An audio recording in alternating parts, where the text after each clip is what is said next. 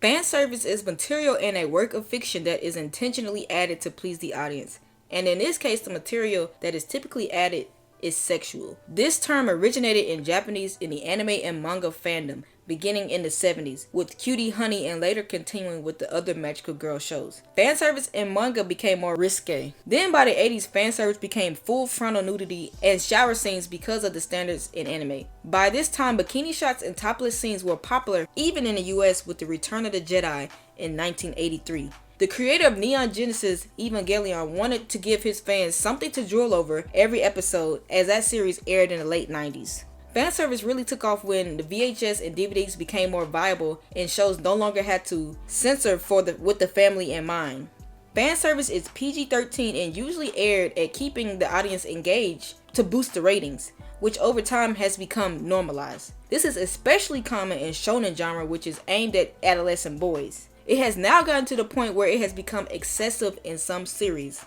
Before I dive into what I find weird about fan service, I did want to talk about the difference between the horny character and the character that only provides fan service. However, both of those characters can be very annoying when they get screen time. The horny character is just the character who tries, to get up the women character, trying to reveal themselves or show themselves, looking up their skirt, and they are normally the one that is initiating this act. They typically, want to squeeze somebody's titties and they're getting nosebleeds.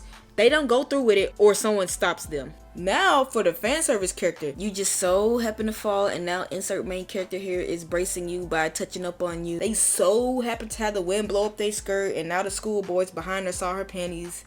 You just so happen to be naked in front of an entire group of guys. There's always something that happens. The main character gets a nosebleed, okay, the girl blushes and then she hits the main character. It's so repetitive. And then of course the girl with like the biggest titties in the world is wearing the smallest and tightest clothes possible. There has to be a better way because then you can tell it really becomes forced. So forced to the point where it doesn't even make sense and it gets annoying. Like that girl in freaking Fire Force, what's her name? Like Tamaki? She was the sole purpose of fan service and she won best girl too, by the way.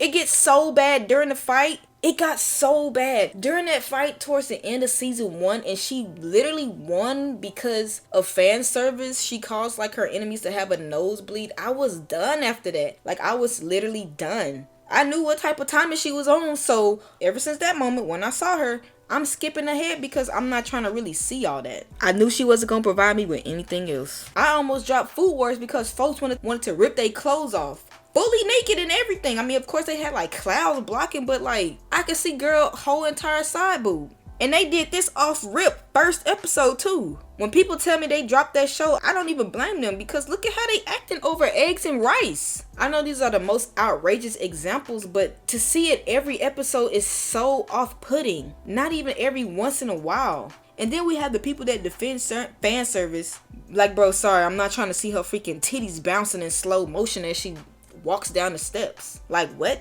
And when you really think about it, why are you for fan service? Because I'm sure if it was the other way around, you would not be saying that. Seeing somebody with their meat out or the outline of it. Okay, yeah. Like, are you not uncomfortable, especially like as you get older? Why is your favorite character Tamaki? You're like 20 and she's 16. And you have her body pillow. I'm not the one with the issue here. And then the only reason you like that character is because you are sexualizing her in that way. You like her for her looks and not for her character traits at all. Like, let's take a look at Kill la Kill. Are their outfits crazy?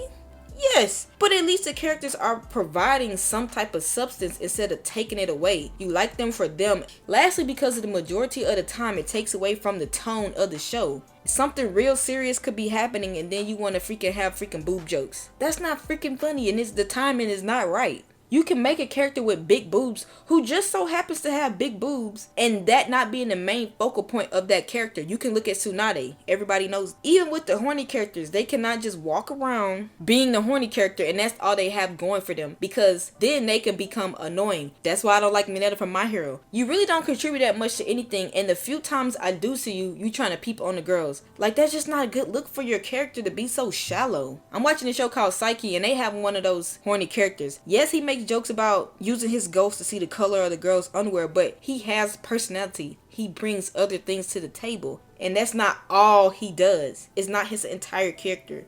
And to wrap this video up, it is basically the implementation of fan service is very poor. It's supposed to be for comedic effect, but it is not really comedic and very ill-advised. It is genuinely out of place 95% of the time. You can even take a look at Naruto. They have one of the best implementations of fan service with the sexy jutsu.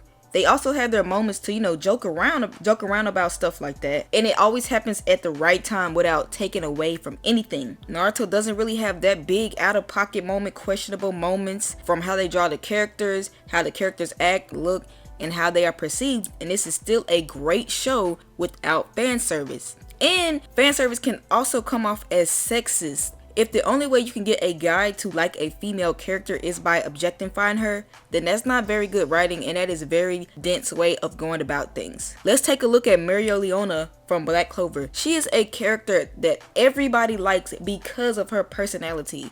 Yes, that show does have a little bit of fan service, but it takes a back seat to her personality.